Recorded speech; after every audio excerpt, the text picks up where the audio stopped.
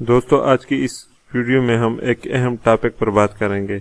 اکثر دوست کمنٹ میں بار بار پوچھتے آ رہے ہیں، تو وہ ٹاپک ہے مردانہ کمزوری کی اصل حقیقت کیا ہے۔ دوستو ویڈیو شروع کرنے سے پہلے کچھ سخت الفاظ کے لیے معذرت خواہ ہوں، شاید میرے الفاظ کسی کو برے لگے، مگر بطور میڈیکل کا ایک ادنا سا اسٹوڈنٹ آج ہم ایک ایسی حقیقت سے پردہ اٹھانے لگے ہیں جو پڑھے لکھے لوگ بھی اس جہالت کا شکار ہیں، کیونکہ ہم پر فرض ہے کہ آپ کو سچ بتائیں۔ کتنی مضحکہ خیز سی صورتحال ہے کہ ہمارے ملک کی دیواریں ہماری مردانگی کی کہانیاں بے بانگ دہل بیان کر رہی ہے، اور ایک ایک جملے میں سے بے بسی جھانک رہی ہوتی ہے۔ مثلا مردانہ کمزوری کا شرطیہ علاج، مچھلی کے کیپسول کھاؤ اور جنسی کمزوری سے نجات پاؤ، حضور تناسل کی اکڑن بڑھانے والا طلا، بچپن کی تباہ کاریوں کا مکمل علاج اور ٹائمنگ بڑھانے کی مکمل گارنٹی، ہارس پاور کیپسول، مچھلی کے تیل کے کیپسول، اشتعال انگیزی کو بڑھانے کا کورس، لوہا پاڑ معجون وغیرہ۔ بے بسی کے یہ سارے نعرے اور دعوے نوشتہ دیوار ہیں۔ ہم نے آج تک زنانہ کمزوری کے اشتہار نہیں دیکھے۔ کیا سمجھے پیر؟ کیا جنسی کمزوری صرف مرد کو لاحق ہوتی ہے، خواتین کو نہیں؟ کیا جنسی کمزوری ہوتی بھی ہے یا موز زیب داستان کے لیے حکمت کے نام پر عطائیوں کا رچایا ہوا ڈرامہ ہوتا ہے؟ زغم، مغالطے یا کمپلیکس ہمیشہ قوموں کو اندھیروں میں رکھتے ہیں، اور انہی کمزوریوں کا فائدہ وہی لوگ اٹھانے لگتے ہیں جو عقیدت و جہالت کے نام پر دھندا کرتے ہیں اور اپنی نظریں انسانی کمزوریوں اور جیبوں پر گاڑے رکھتے ہیں، اور عقیدت و جینس کے نام پر انہیں لوٹنے کے بہانے ڈھونڈتے رہتے ہیں۔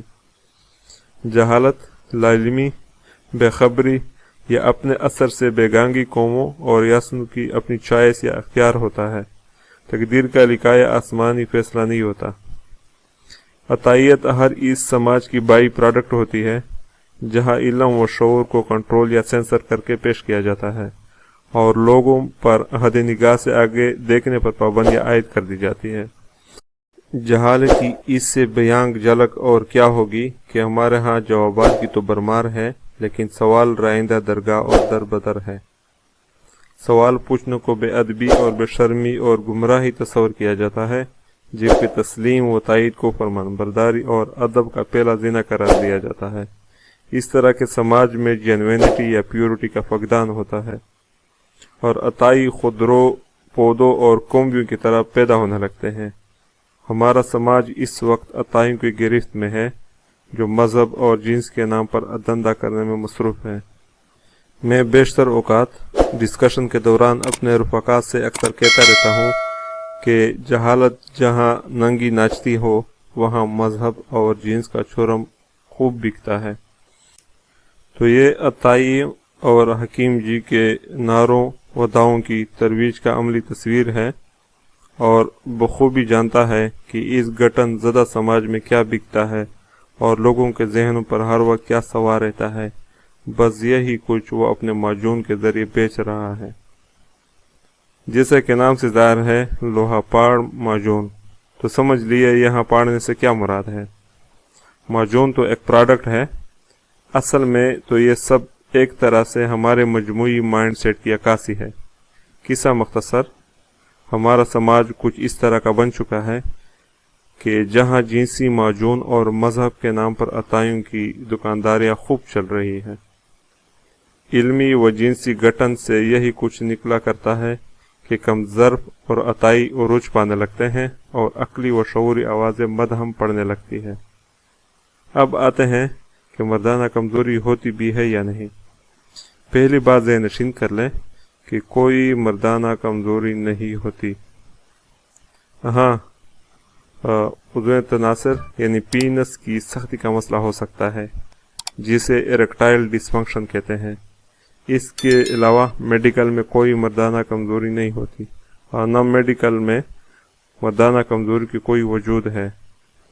ایریکٹائل ڈس فنکشن کی کئی وجوہات ہو سکتے ہیں، جیسے heart disease, high cholesterol level, high blood pressure, diabetes, obesity, mental disorders, depression and anxiety, stress, tobacco use, alcohol use, prostate cancer, surgeries or injuries of pelvic area, low cholesterol वगैरह।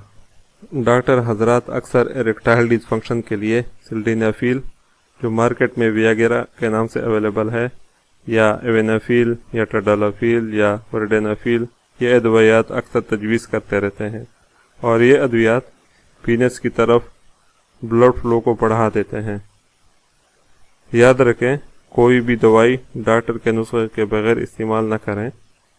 इस अद्वियात के अलावा या डॉक्टर के तजवीज़ करदा अद्वियात के अलावा दवाओं के इस्तेमाल से शदीद किस्म के जिनसी मसाइल या गुर्दे के मसाइल का सामना करना पड़ सकता है, यानी पीनस की इरेक्शन यानी सख्ती सिफर हो सकती है, आपको प्रोस्टेट कैंसर हो सकता है, मसाने का इन्फेक्शन हो सकता है, आपको गोनोरिया यानी सोजाक हो सकता है, आपको मुख्तलिफ किस्म के सेक्सुअली ट्रांसमिटेड डिजीज़ हो सकते हैं, आपको टेस्टिकल कैंसर हो सकता है, आपको रेनल कैंसर हो सकता है, या आपके गुर्दे का कैंसर हो सकता है, क्योंकि सारी की सारी ब्लड गुर्दे ही फिल्टर करते रहते हैं, या आपके गुर्दे फेल हो सकते हैं।